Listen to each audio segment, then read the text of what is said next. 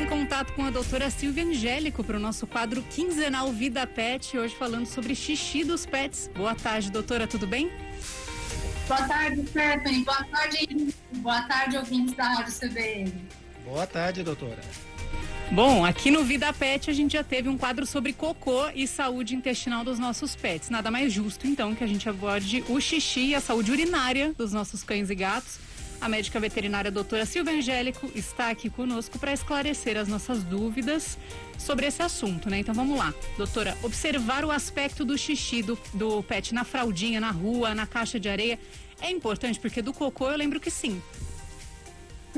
É importante sim, você intuiu bem, Stephanie. As alterações na urina, elas podem indicar para a gente uma infinidade de questões de saúde. Então, por exemplo, um xixi que está cheio de formiga, ele provavelmente está cheio de glicose, que é açúcar. Isso não é nada normal e pode indicar um quadro de diabetes mellitus nos nossos pets.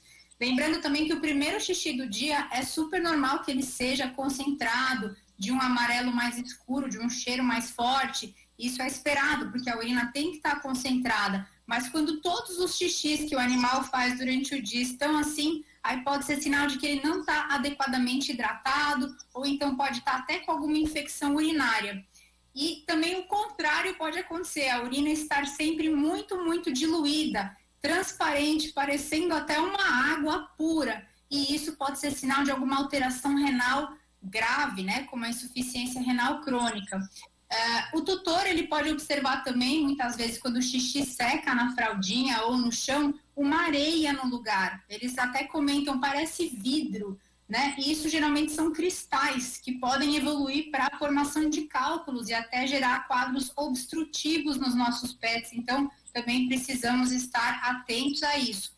Da mesma maneira, a presença de sangue deve ser observada, porque pode indicar uma série de questões, desde cio na fêmea, o que é normal se for uma fêmea que está na época de ter o cio mesmo e não é castrada, até mesmo a obstrução urinária, presença de cálculos que ficam raspando ali dentro da mucosa da bexiga, causando abrasão e sangramento, infecção dentro da bexiga e até, em casos mais raros, o famigerado câncer.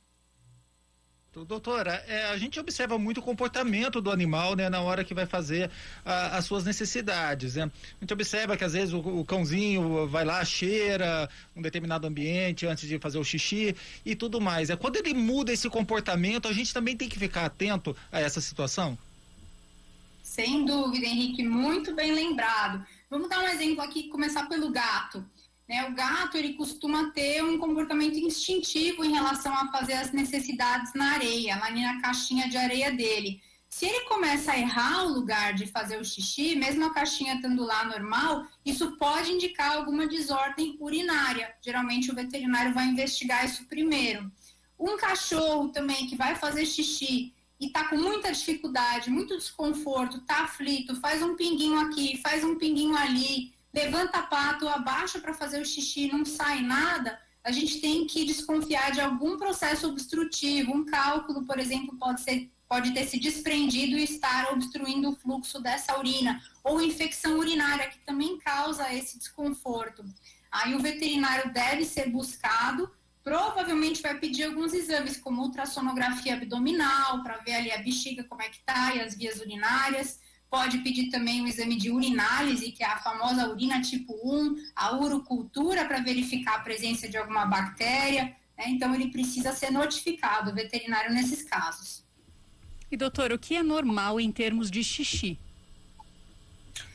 Olha, normal é o animal fazer pelo menos uns 3 ou 4 xixis ao longo do dia, Stephanie. É normal ele segurar o xixi durante a noite, como a gente, embora tenha alguns animais que levantem, né, para fazer xixi. É normal que os cães demarquem o território com urina durante o passeio ou até em casa, principalmente aqueles que não são castrados ou que foram castrados mais tarde, depois do desenvolvimento físico. Algumas fêmeas também podem apresentar esse comportamento. Eu mesma tenho uma vira-latinha que acho que foi castrada mais tarde, com uns 3 anos. Ela tem comportamento de demarcar território com urina. Quando a gente está passeando, ela faz xixi em várias árvores. É normal um cachorro cheirar o xixi do outro e fazer xixi em cima. É normal os machos lamberem os xixis de fêmeas, principalmente se elas estiverem no cio.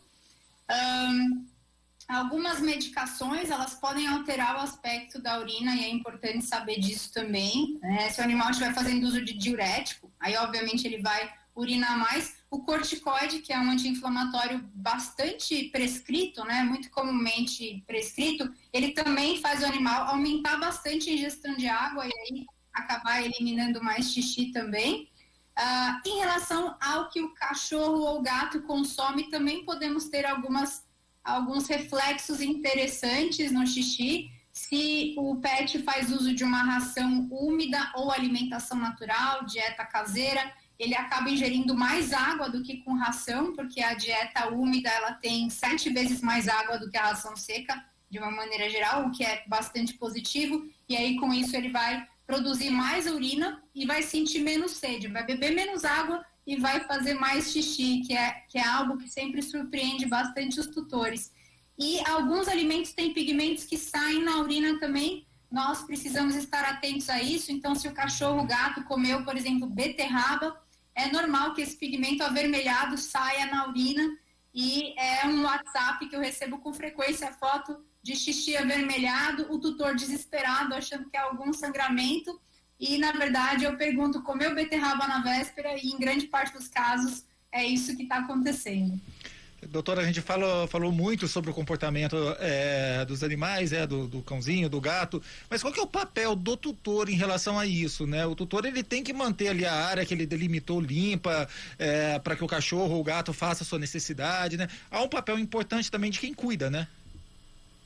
Com certeza, Henrique. Então, assim, a gente sabe que da mesma maneira que vale pra gente, fazer bastante xixi várias vezes ao dia é importante para manter as vias urinárias saudáveis e limpas. É a principal medida, na verdade, para prevenir quadros de infecção urinária, formação de sedimentos na urina que podem evoluir para a criação de cálculos e obstruções. Então, incentivar o pet a urinar com frequência, e a gente faz isso como? Proporcionando oportunidades dele urinar e um local adequado, convidativo. Né? O gato, é interessante ter sempre uma caixa de areia a mais do que o número de gatos que tem na casa, para que não haja também estresse pela competição ali, de usar a caixinha.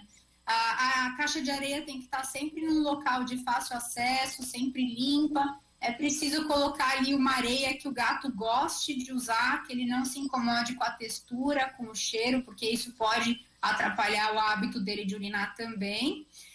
Com o tempo a gente acaba descobrindo qual areia que o gato gosta mais. Se tiver mais de um gato, às vezes é um pouco conflitante, né? Por isso que é importante também ter caixas a mais. No caso do cachorro, sempre que possível ensinar, acostumar ele a fazer xixi fora e dentro de casa. Então, no passeio, mesmo que em saídas curtas, e também dentro de casa, na área designada para isso, porque assim ele nunca fica muito tempo sem fazer xixi e não fica tão dependente do tutor levá-lo, estar em casa, chegar aí no trânsito, no dia a dia corrido para levar esse animal para fazer o xixi. Lembrando, né, muito importante falar disso também, que o cachorro que só faz o xixi na rua precisa ser levado para a rua pelo menos 3 vezes por dia, 3 vezes ao longo do dia. Esse é o mínimo para que ele não segure a urina por muito tempo. Doutor, uma pergunta que chega aqui da nossa ouvinte Lorena, ela quer saber se a água precisa estar sempre disponível para o animal ou se deve ser disponibilizada ali em horários específicos. Ela diz que já ouviu dizer que só deveria dar água perto da hora de passear.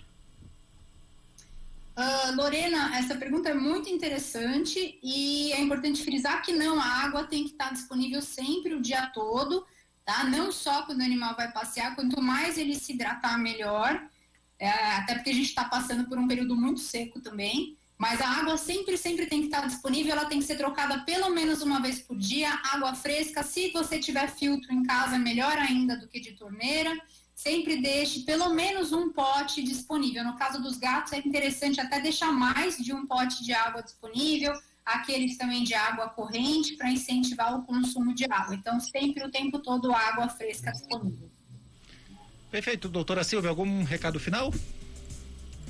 Vamos lá, Henrique. Bom, eu estou subindo para os stories da minha página no Instagram um artigo que vai abordar quanta água, né? Aí, respondendo a dúvida da Lorena um pouquinho mais, o pet deve consumir por dia para estar bem hidratado e prevenir aqueles problemas que a gente abordou aqui no quadro hoje. Também como incentivar o seu cachorro ou gato a ingerir mais líquidos quando isso é indicado. Animal com histórico de já ter tido infecção urinária, por exemplo, ou de formar muitos cristais ou cálculos na urina. Então, corre lá na página do Instagram do Cachorro Verde para conferir essas informações importantes. Muito obrigada, doutora Silvia Angélico, por todas essas questões que a senhora trouxe aqui pra gente. Até a próxima quinzena. Até a próxima quinzena, Henrique, Stephanie, ouvintes da Rádio CBN. Muita saúde para os pets de vocês e é um prazer sempre estar aqui. Muito obrigada, doutora. Bom trabalho.